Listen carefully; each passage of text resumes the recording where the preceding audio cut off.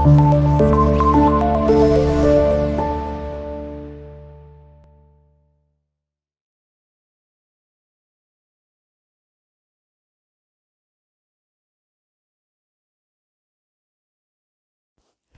معايا هنعمل معاكم طاجن فاصوليا في الفرن باللحمة. يلا بينا مع بعض باللحمة. عندي شوربة لحمة مجهزاها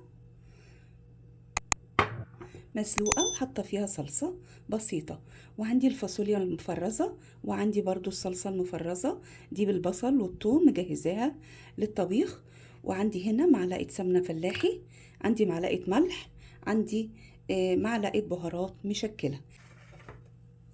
هحط فيه الفاصوليا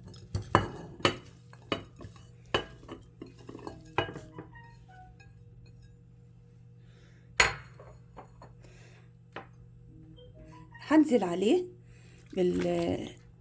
باللحمة، شوربة اللحمة والبهارات، الملح، معلقة السمنة الفلاحي. هنزل بقى عليه بالصلصة.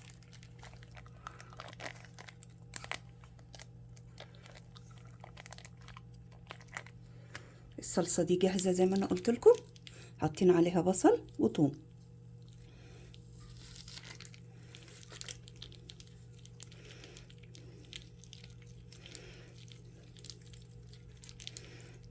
هنقلب بقى كل المكونات على بعض وده كده الطاجن عندنا جاهز. حطينا عليه كوباية مية، هنحطه في الفرن، ولما يطلع من الفرن هوريه لكم. وده كده الطاجن بتاعنا جميل جدا وصحي، جربوه قولوا لي ايه رأيكم في التعليقات.